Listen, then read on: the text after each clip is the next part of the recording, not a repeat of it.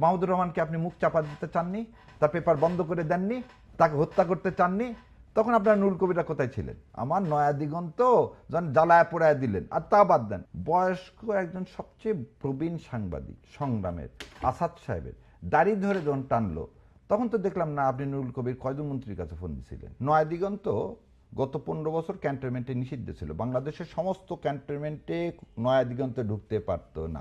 টকশোগুলোতে দেখেন, যেদিন জামাতকে টার্গেট করে বসবেন সে দেখবেন ওখানে জামাতের কেউ নাই। কার কার কাছ থেকে আমরা মুক্ত হইনি? আমরা তো পাকিস্তান থেকে সরে আসছি, তার আমরা মুক্তটা হইনি কার কাছ থেকে?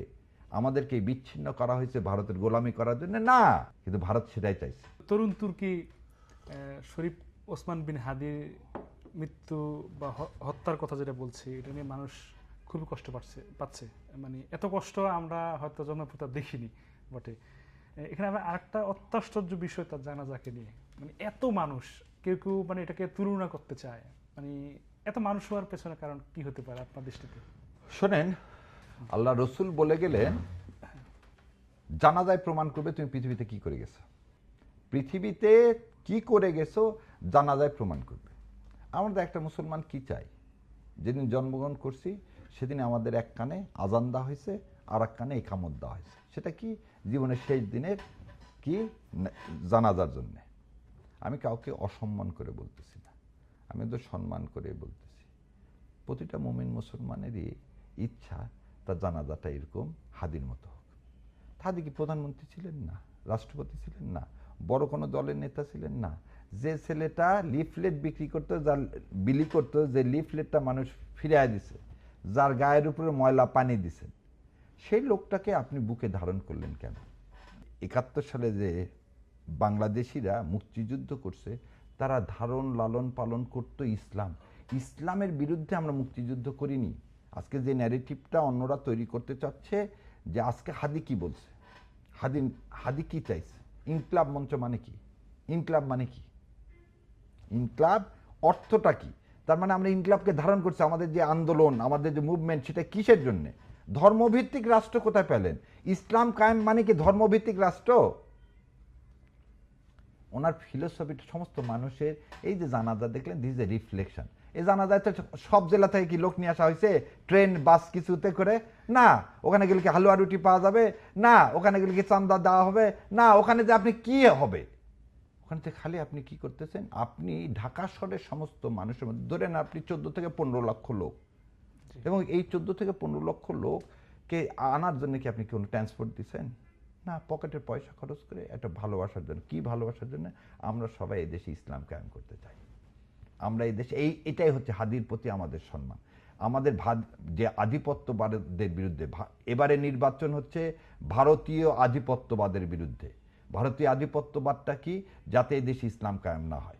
ইসলাম কায়েমটাই হচ্ছে ভারত দেখতে পারে না, ইসলাম কায়েমটা প্রথম আলো দেখতে পায় না, ইসলাম কায়েমটাই ডেলি স্টাররা দেখতে পায় না। সো হাদিকে মানুষ কেন ভালোবাসছে, এই রিফ্লেকশনটাই জানাজাতে কি আমি কারোর সাথে তুলনা করবো না।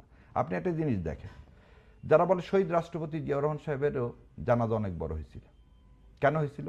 তখন কিন্তু যারা ভারতের আধিপত্যবাদ মেনে নেয়নি, কারণ উনি তালপট্টি দ্বীপ দিতে চাননি ইন্ডিয়াকে।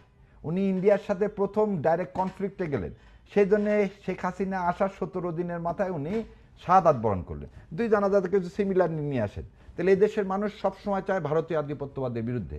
শহীদ প্রেসিডেন্ট রাষ্ট্রপতি জিয়াউর রহমান এদেশের কনস্টিটিউশনে বিসমিল্লাহ ঢুকালেন, ইসলামকে, আল্লাহর উপর পূর্ণ আস্থা ও বিশ্বাস, এগুলো কার মধ্যে ঢুকালেন?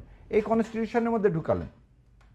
সমাজতন্ত্র, ধর্মনিরপেক্ষতা থেকে আমাদের যে অরিজিনাল আইডেন্টিটি, সেটা ফিরিয়ে নিয়ে এসে দিয়েছিলেন। সো মানুষ সবসময় চায় এটাকে। আর এটাকে কর্তৃত্ববাদীরা কি করতে চায়? আমাদের এই সংখ্যাগরিষ্ঠ 90% মানুষের মুসলমান পরিচয়টাকে সাপ্রেস করতে চায়। এই সাপ্রেস করার জন্যে হাদিকে আমরা ধারণ করি যে না, আর সাপ্রেস হতে দিব না।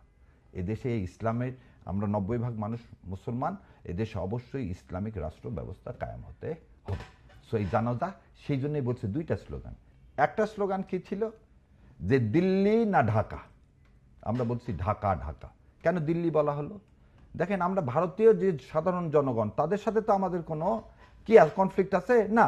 আমাদের সাথে তো মানুষের সাথে মানুষের কোনো কনফ্লিক্ট নাই। দিল্লি হচ্ছে সাউথ ব্লক, যে এদেশকে সবসময় একটা করদ রাষ্ট্রে পরিণত করতে চাইছে, সে কংগ্রেস যাক আর বিজেপি যাক। আপনি একটা জিনিস কেউ মানে কেউ ভালো করে বলে না। শোনেন, আমরা যখনই ইসলামের কথা বলবো তখনই আমরা হয়ে যাই টেরোরিস্ট। সেটা বাংলাদেশের বেলায় বলেন, পাকিস্তানের বেলায় বলেন, আফগানিস্তানের বেলায় বলেন, ইরানের ব্যাপারে বলেন, পৃথিবীর যেখানে মুসলমান, লিবিয়া বলেন, ইরাক বলেন, যেখানে সেখানে টেরোরিস্ট। আর গুজরাটের টেরোরিস্ট যে প্রধানমন্ত্রী হয়ে আছে তার বিরুদ্ধে কিন্তু আপনারা একবারও যান গুজরাটের লোককে জিজ্ঞাসা করেন টেরোরিস্ট কে, কাশ্মীরের লোককে জিজ্ঞাসা করেন টেরোরিস্ট কে। গত 15 বছর একটা মসজিদে তো দোয়া করতে ভুলে গেল সমস্ত হুজুরেরা, কাশ্মীরের মুসলমানদেরকে সাহায্য করা আল্লাহ গায়েবী ইয়া দিয়ে সাহায্য দিয়ে করলেন না। সেই জন্য দ্বিতীয় স্লোগানটা আসলো, গোলামি না আজাদি, আজাদি আজাদি। আজাদ মানে কি? যে সংগ্রাম, মানে আমি এখনো মুক্ত হইনি। কার কার কাছ থেকে আমরা মুক্ত হইনি? আমরা তো পাকিস্তান থেকে সরে আসছি, তার আমরা মুক্তটা হইনি কার কাছ থেকে? আমাদেরকে বিচ্ছিন্ন করা হয়েছে ভারতের গোলামি করার জন্য না, কিন্তু ভারত সেটাই চাইছে এবং সেই বন্দোবস্তটাই করছে হাসিনা এবং শেখ মুজিবুর রহমান, এবং এই দুইজনের পেতাত্তারাই হচ্ছে আজকে প্রথম আলো এবং ডেইলি স্টার চালায়। সো বিল্ডিংকে আক্রমণ করা যাবে না, আদর্শকে আক্রমণ করতে হবে, এই কথাটা হাদি বারবার বলে গেছে। এবং এই আজাদির সংগ্রামটা আমাদের হচ্ছে কোনো বিল্ডিংয়ে আগুন দেন, মুসলমান কোথাও আগুন দেয় না, মুসলমান কোনো ভাঙ্গাচুর করে না। আপনি এই যত অপপ্রচার দেখবেন, আপনি এক জায়গায় যখনই বলা আপনি একটা প্রমাণ দেখেন, তখন আর প্রমাণ দেখাতে হবে না। এতে হিন্দু ছেলেটাকে জ্বলন্তভাবে পুরা মেরে ফেলে দিল, এটা তো ধিক্কার জানায়। এখানে কি বলা হলো, তাকে ধর্ম ইস্যুতে হয়, সে একটা গার্মেন্টসে চাকরি করে, সেখানে পরিকল্পিতভাবে কি করা হলো, হত্যা করা হলো। এই পরিকল্পিত হত্যার সাথেও আপনি ইসলামকে ত্যাগ করার চেষ্টা করতেছেন, ইসলামকে ত্যাগ করছো। এই না, এই আজাদির মুভমেন্ট, এই জানাজা থেকে আমরা নিচ্ছি যে আমরা আর কখনো ভারতীয় আধিপত্যবাদ মেনে নিব না, এবং ইনশাল্লাহ আল্লাহ যতদিন আমাদের জীবিত রাখছে এই আন্দোলন, এই আজাদির মুভমেন্ট চলতেই থাকবে। আচ্ছা ভাই, যে এটা প্রশ্নটা আমার বাইরে ছিল, বাট আপনার কথার প্রেক্ষিতে উঠলো যে যে দুটো পত্রিকার কথা বললেন, তারা যে ন্যারেটিভ তৈরি করে বা যে রিপোর্ট তৈরি করে, এটা আমরা পড়ি, দেখি, ইমপ্যাক্টও আমরা দেখি, কিন্তু আমরা দেখি যে তাদের সাথে আন্দোলনে যাওয়া হয়, যে অ্যাটাক করা হয়। কিন্তু বিষয়টা কি এরকম হতে পারে না যে তাদের সাথে বসা বা প্রমাণ করা যে আপনারা যে রিপোর্টটা করলেন দেখান। আমি যদি উদাহরণ দিই যে একজন মেজর ছিলেন জিয়াউল আহসান নামে, তাকে 3 বার মৃত্যুদণ্ড দেওয়া হয়েছে, তাকে জঙ্গি বানানো হয়েছে, কিন্তু এখন তো মানে তাদেরকে প্রশ্ন করা যেতে পারে। আপনার এই কথাটাতেই একটা জিনিস আপনি বলেন, ডেইলি স্টারের গোল টেবিলে আমাদের মতো লোককে ডাকা হয় না, খেয়াল করে দেখবেন। ডেইলি স্টারের গোল টেবিল যে বৈঠকগুলো হবে সেখানে কিন্তু আমাদের মতো লোককে ডাকা হবে না। এই চ্যানেলগুলো যেদিন জামাতের চরিত্র হরণ করবে সেদিন জামাতের কাউকে ওখানে ডাকা হবে না। আপনি টকশোগুলোতে দেখেন, যেদিন জামাতকে টার্গেট করে বসবেন সে দেখবেন ওখানে জামাতের কেউ নাই। সো আপনি আমার সাথে যেমন একটা জিনিস বলি, কি বললেন এনারা যে গত 54 বছরে নাকি কোথাও আগুন দেওয়া হয়নি। আরে 12 বছর আগে তুমি দিগন্ত টিভি বন্ধ করে দিলা, তুমি পিস টিভি বন্ধ করে দিলা, তুমি ইসলাম টিভি বন্ধ করে দিলা, তুমি নয়া দিগন্তে আগুন দিয়ে শেষ করে দিলা। জয় বাংলা বলে আমার কথা, আপনি আজকে জয় বাংলা কি এই জায়গায় আমি যাব না, আপনি দিচ্ছেন তো।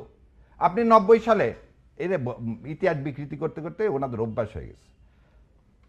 দৈনিক জনতা বের হতো, সানাউল্লাহ নুরি ছিল তার সম্পাদক, সেই জনতা হচ্ছে এরশাদ সাহেবের পেপার ছিল, সেটা জনতা টাওয়ারে।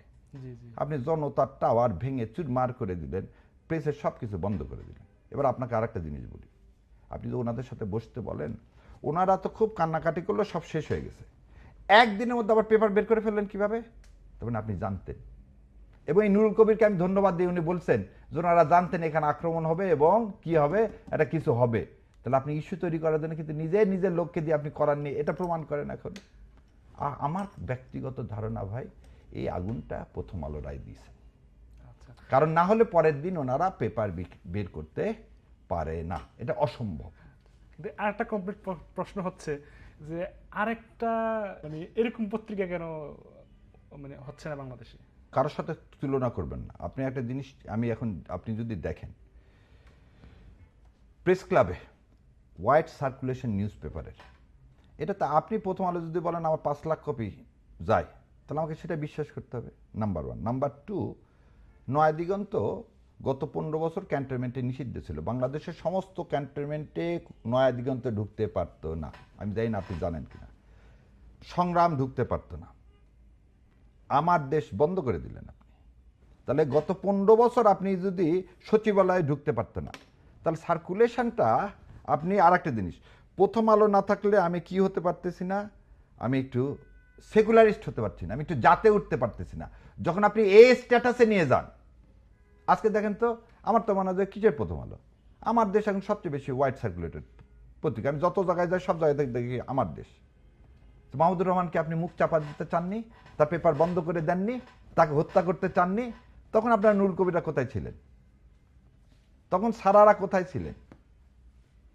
আমার নয়া দিগন্ত যখন জ্বালায় পোড়ায় দিলেন, আর তা বাদ দেন, বয়স্ক একজন সবচেয়ে প্রবীণ সাংবাদিক সংগ্রামের আসাদ সাহেবের দাড়ি ধরে যখন টানলো, তখন তো দেখলাম না আপনি নুরুল কবির কয়জন মন্ত্রীর কাছে ফোন দিছিলেন,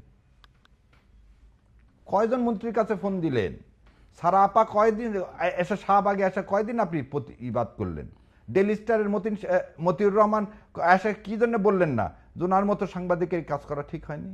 ও, উনি তো ইসলাম চায়, উনি তো মুসলমান। তাহলে সমস্যাটা আসলে কি পেপারে না, সমস্যাটা হচ্ছে যে ইসলামের কথা বলবে, মুসলমান হবে, তাহলে আপনাদের কি একটা এলার্জি আছে। সো এখনকার সংগ্রাম ভারতীয় আধিপত্যবাদের বিরুদ্ধে, আর ভারতীয় আধিপত্যের বিরুদ্ধে কারাই দাঁড়াচ্ছে? মুসলমানরা দাঁড়াচ্ছে। সো আপনারা যুদ্ধ ঘোষণা করতে চাচ্ছেন মুসলমানদের এগেনস্টে, এবং সেই জন্য হাদির প্রাণ নিচ্ছেন, আমাদেরও প্রাণ নিতে চাচ্ছে, নেন।